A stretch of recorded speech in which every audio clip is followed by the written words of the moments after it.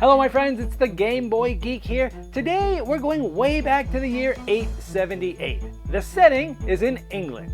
Now through the water, coming through coastal regions, the Vikings are going to be coming in through waves of invasions.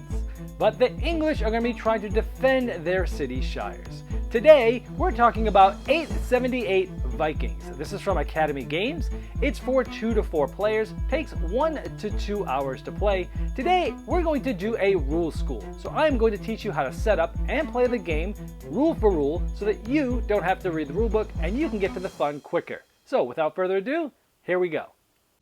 878 Vikings is a 2 to 4 player game where you'll be taking on either the Vikings who are invading England or you'll be playing the English trying to defend your territory.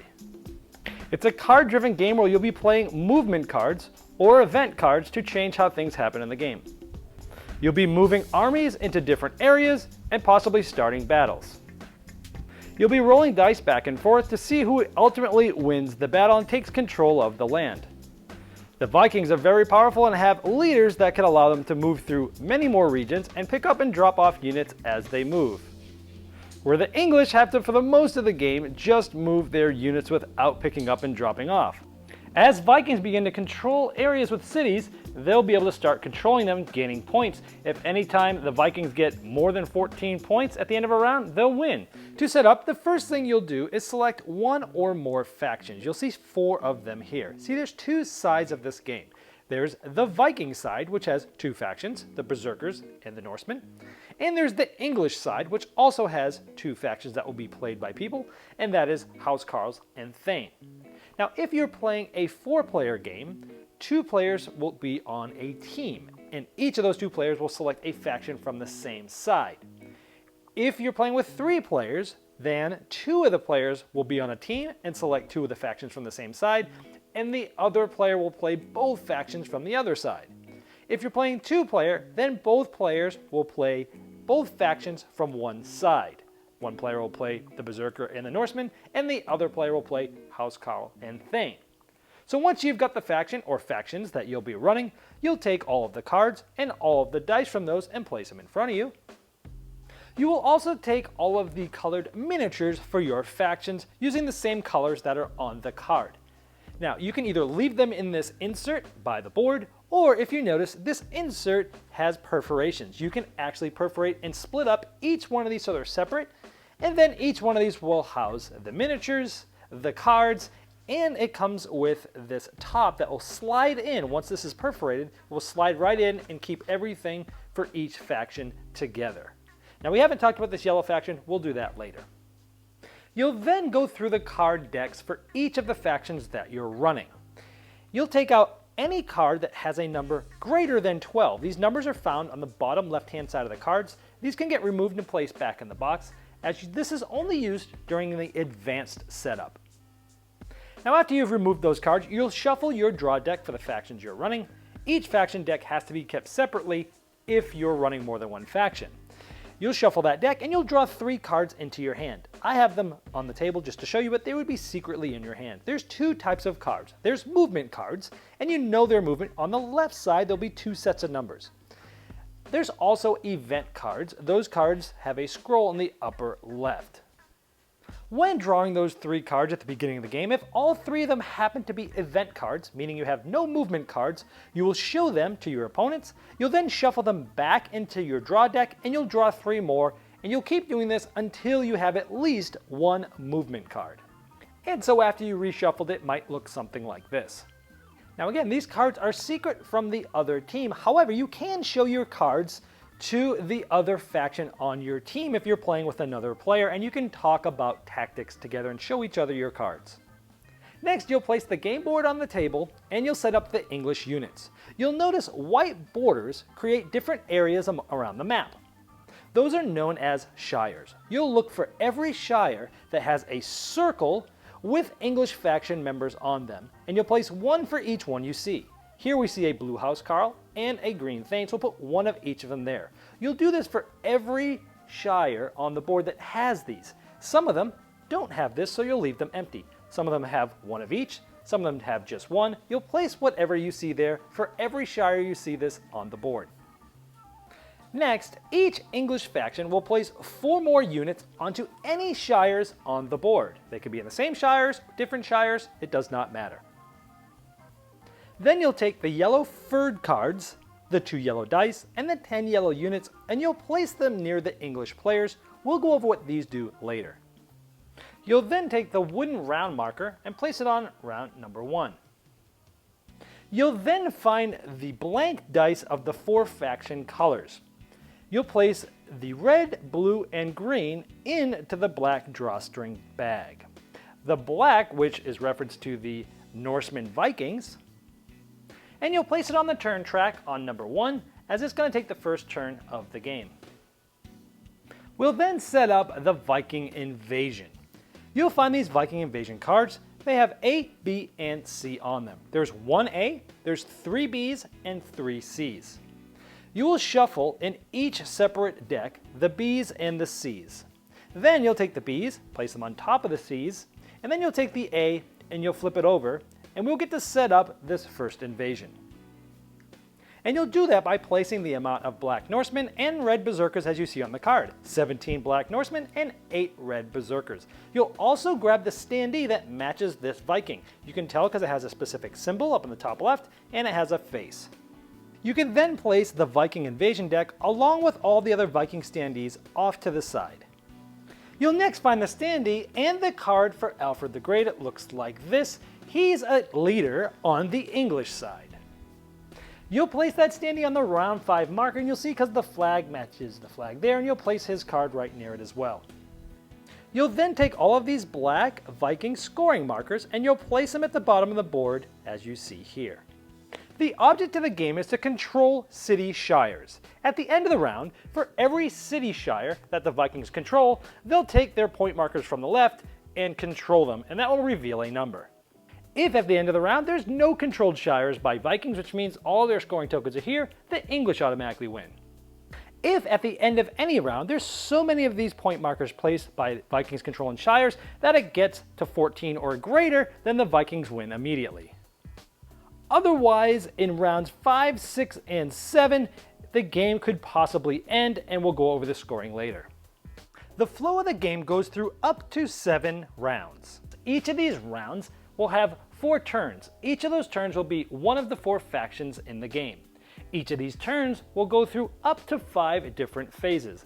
The Black Norsemen go first, but let's say they just went through the entire first turn. Once their turn's over, you would go into this black bag and draw out randomly the next cube, and then here we have Blue Housecarl. So it would be their turn. So let's pretend the first turn just ended, and we're gonna go right to the English because they're a little easier to teach.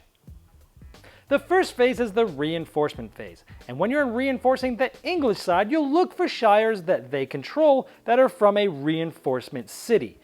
Reinforcement cities look like this. If an English side controls one of these, they will get to reinforce the number of units for that specific faction only. So in this turn, it's the Blue Housecarl. So they'll take 2 Blue Housecarl from their supply and add them to the city because they control it. We do not add the green thing because it's not that faction's turn. We do this for every reinforcement city that the English control. You'll see one here, and we'll see one up over here. Now, English do not need to be there to have it be controlled by English. As long as there's no Vikings in a city shire, English control it. After the English has done their normal reinforcement, they can look into the fled area. We'll talk about how units get here later through battles, but if the active faction's turn has units here, and it's the English side, they can place them into any English reinforcement city that they control. And again, that's one that has the reinforcement city logo and is not controlled by Vikings. So let's say they add them there. After the reinforcement phase, if needed, you'll move to the leader phase. For the English side, you won't be using this until the 5th round. The Vikings get to use it every round, so we're going to skip that for now, and we're going to move right to the movement phase.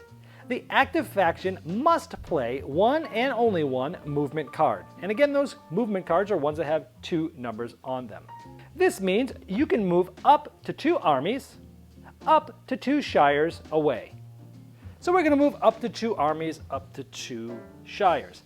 And an army could be as little as 1 and up to as many as you'd like, as long as at least one of them, of the units that you're moving, is from your faction.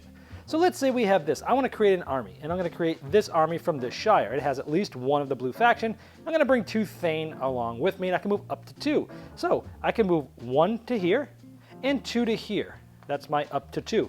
Now, anytime you get into a shire that is controlled by enemies, you will need to stop. Now, I can do my second movement. So what we'll do is we'll use this army. We'll go 1, 2. So we'll take, let's say we take 2 Housecarl and a Thane, and we'll move those as one army, as to 1, 2, and they will have to stop as well because there's an enemy there. If you run into a Viking leader, you also must stop. Speaking of movement, there's a few movement rules you also need to pay attention to. Number 1, these right here, with these icons on them, are marshes. You cannot move through them. Also, you can never drop off or pick up units as you're moving your army, and any one unit cannot move more than once during your movement. After the movement phase, we go to the battle phase. Now, if there's more than one battle, the attacker gets to decide which battle will get done first. And a battle happens anytime there's units from 2 different sides in the same shire. Here there's 2 different ones. Let's say the attacker, who's always the active player, in this case it's the English Housecarl, decides this one will go first. Now you'll notice that there's lots of dice here. Each of the different factions has up to this many dice, but they'll only be able to roll however many units they have in that specific battle. So here we only see 1 Norseman, 1 Berserker, so there's 1 die, 2 Housecarls, 2 dice, and 1 Thane, 1 die. Now in the battle phase, the defender gets to roll first, so they will, at the same time, will roll the dice, each of the players that's running those factions.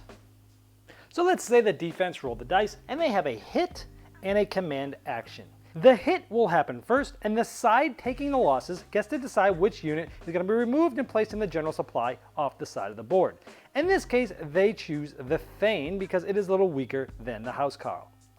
After the hit, then this can happen. This is known as a command action. This allows the player that rolled this to move one of their units to an adjacent area where they have at least 1 unit from their side, which would allow them to move it to here or with their leader here, but they decide not to, they want to stay there. Then the attacker would roll. And since there's no more Thane left, that die is gone, and so there's going to be 2 Housecarl dice rolled. So let's say they roll a hit and a command action.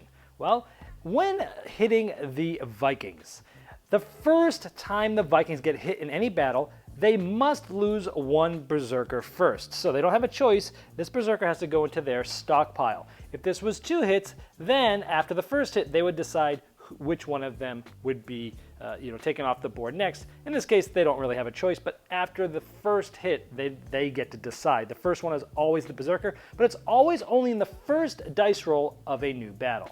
Now that the hit has been resolved, we do the command action. So they could move one of these to an adjacent shire where they have some units, which could be here to help in a future battle. But they've got them uphanded 2 to 1, so they're going to allow that. So what would happen is we keep going back and forth like this. Now the defense would roll, then the attacker, then the defense, and then the attacker, until there's only 1 side left. Well, the defender rolled this, which is a flee, which means they must take one of their units and move it to the fled area. It's the last unit here. And so they would take that Norseman and put it there. We've already talked about reinforce in English. We'll talk about how to reinforce the Vikings later. And since there's no Vikings left, the Viking marker that was here, because this leader had come in a previous turn and taken this over, now goes back to the scoring, and this is now a controlled reinforcement city. They'll be able to reinforce as shown previously. Now, English do not need to be there to have it be controlled by English. As long as there's no Vikings in a city shire, English control it. And that marker would go to the furthest open spot to the right because now they're only at 1. So as the Vikings control shires, they'll be coming off left to right, and as English gain them back, those tokens will be going back right to left. Then you'd go and perform the second battle in this case here. If there were more battles, the attacker gets to decide the order. And one last note is that the command action must be done after all hit and flee actions on dice that are done. Now another example, let's say these 2 Vikings hit, and let's say this player took back their Thanes there, and there's only 1 Housecarl, and let's say that Housecarl rolled a command, and they wanted to command out.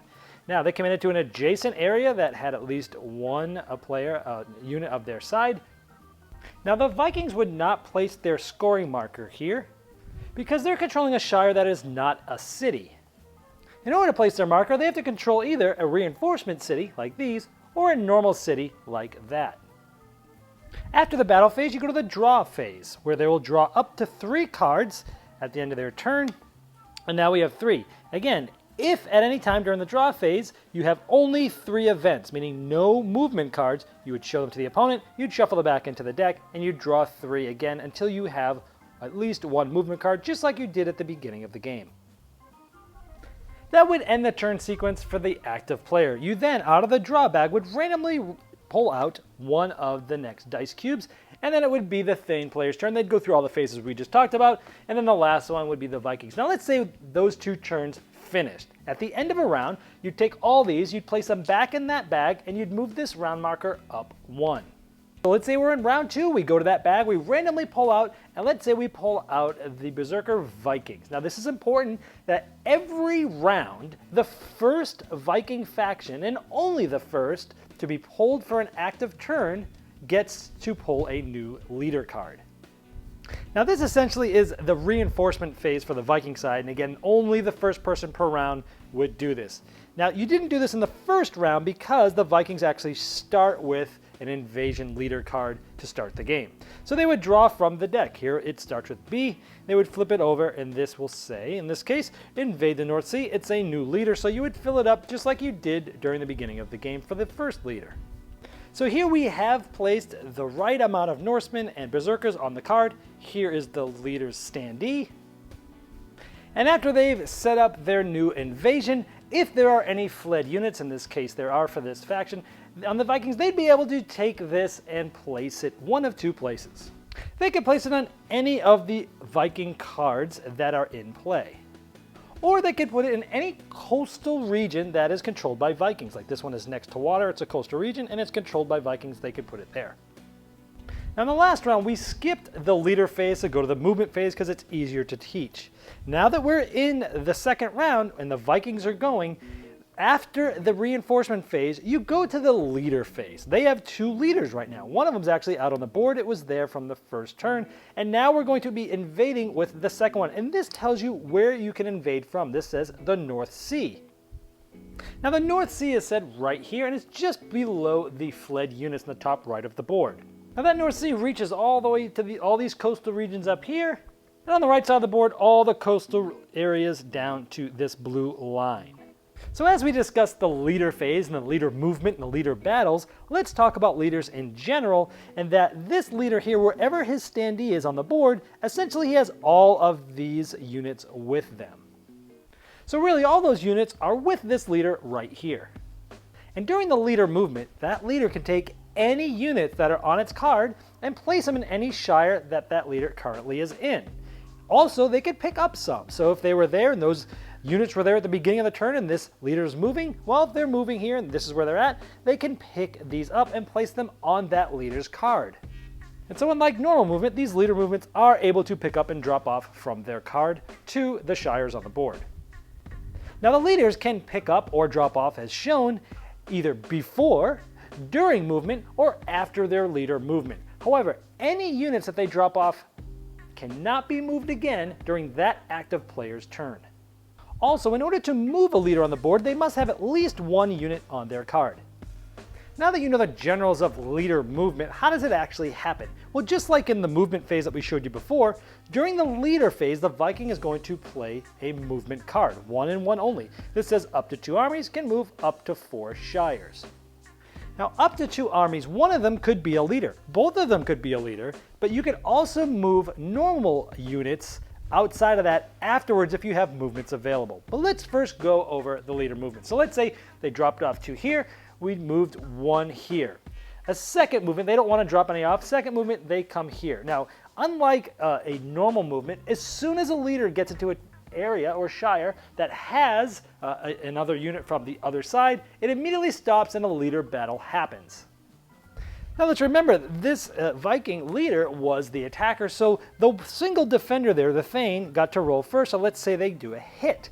Well, first thing that has to happen is it's the first combat roll of a battle. So if there's a hit, you have to lose one berserker, so that's what happened. Now keep in mind, all of these are with that leader, so that one player is literally fighting all of these. And then the Viking leader would then go ahead and roll the amount of dice. In this case, obviously the maximum amount of dice because they have so many units here. Now, anytime the English is the defender of a city shire, this is a city shire, the Viking leader is there, the English will get some extra special help. If you remember at the beginning of the game, we had the English side set up the Fyrd cards, the dice, and the units off to the side. Anytime the English are defending a city shire, they get to flip up the top Fyrd card. And here it has 4. That means we can take 4 units and place them where that battle is. And we can take up to as many dice as on the card. In this case, we could take up to the maximum amount here, which is 2. So now the battle looks like this. Now remember, the defenders are fighting all of the units that are on that leader's card right now. So let's say this was the roll for the defenders. Now, the Fyrds are helping, but if the Fyrds flee, they don't go into the fled space, they just go back into the Fyrd supply. But there's 2 hits. So remember, anytime on the first dice roll of the battle, the first hit has to go to the Berserker, and then they decide for the second hit, and they'll decide that the Norseman comes off. But since you have at least 3 black Norsemen and 2 red Berserkers, you're going to be able to maximize the dice rolled for the leader. So let's say the Vikings roll this, 4 hits and a flee. Well, this player gets to decide which 4 go. They decide all 4 Fyrds have just been put back to the stockpile and 1 flees. So the Norseman would take 1 from that leader card and place it in the fled. And then the defender would roll again and back and forth until this player finally probably gets demolished. Now, because this is a city, and they control it, they will be able to put their scoring marker here, just like that. Now, if you remember, this was a move up to 2 armies, up to 4 spaces, and the leader is essentially this first army we're moving. We moved from here, we went 1, 2.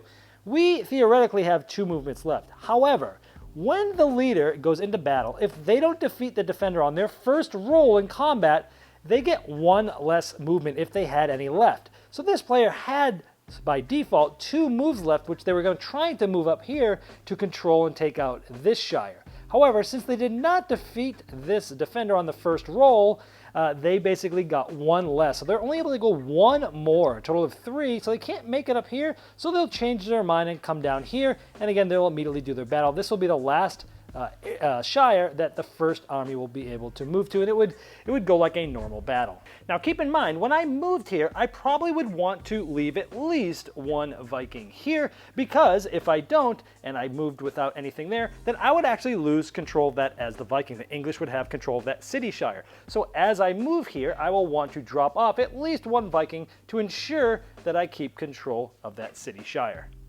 And for their second army, they're going to move their other leader. So here they're going to move that, and this one must invade from that North Sea coast. And so maybe they come out through here, and they start doing their thing, trying to take down these, and you would resolve these in the same way that I had showed. Just the last couple leader movement rules. If the last unit off a leader card is going to command out of a certain area, the leader can then move with that unit. Also, if a leader has no more friendly units in the area that they're at, or on their card, then they are removed completely from the game. After the leader phase, you're going to move to the movement phase. Now, if you still have armies left that you can move, after you've left the leader phase, you can move normal units just like I had taught in the previous movement phase. The draw phase for the Viking side works just the same as the English side. You have to have at least 1 movement. If not, shuffle up and make sure you have at least 1 movement card of the 3. Now this will continue going through those rounds until things change in round 5. The first faction from the English side that gets pulled out of the bag gets Alfred the Great as a leader.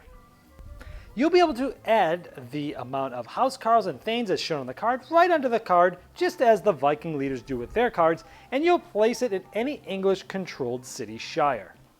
Which means any non-Viking controlled city shire. And city shires are controlled by English if the Vikings are not there, if it's empty, so we could put them right there. So for as long as Alfred's in play, the English side will go through the leader phase just like the Viking team had done in the past, and they'll continue to do that as long as he's in the game. Up until now, we've mentioned event cards, but we haven't talked about them in detail. Essentially, event cards, if they're in your hand, can be played whenever the card specifically tells you you can. We're looking at 2 event cards from the Thane faction right now. On the left side, we'll give you a hint as to when to use it. This is actually the Thane color. It says it's used during a Thane battle. For all battles this turn, for the Thane faction, the flee result counts as a hit. Cool, you would play that during the Thane battle, and that effect takes effect. Now here is during a Viking battle, which is why it shows the Viking colors, after an English battle dice roll, because you defend first, and before the Viking battle dice roll, withdraw all English units to an adjacent shire not occupied by Vikings. So essentially you can play as many of these as you have in your hand. Obviously the most you can have is 2, because you always have to have a single movement card in your hand, but you play them, they get discarded, and this tells you when you can use them. You'll continue these different rounds through all those different turn sequences until one of 3 things happens.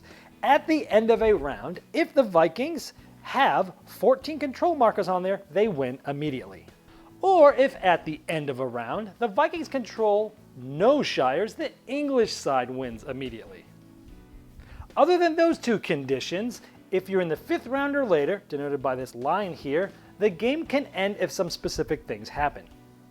To end the game as a treaty, it has to be at least the 5th round, and at least both factions of the same side needs to have already played their treaty card. Now this is a normal movement card, however, once you've played this you don't discard it, you place it near the side of the board so everyone can see it. And at the end of the round, if ever both factions of the same side, or all 4 factions, have played these treaties, the game will end. At that point, if the Viking score is at 9 or higher, they win. If it is 8 or lower, the English win. If you'd like to play with the advanced setup rules, for the faction you're playing, you'll take all cards numbered 8 through 19. You'll look through each of them and you'll select any 5 of those event cards. You'll add those to the 7 cards that are labeled 1 through 7. You'll shuffle them up to make your 12 card deck, play all the other rules as normal. Well, I hope this helped you dive right into 878 Vikings and enjoy the game a lot quicker than you normally would have if you had to read the rules yourself. Now, if you still have further rule questions, I've placed a link in the description of this video. If you place your question there, not only will I see it and be notified and be able to try to answer you, but so will the publishers and possibly even the designers and developers.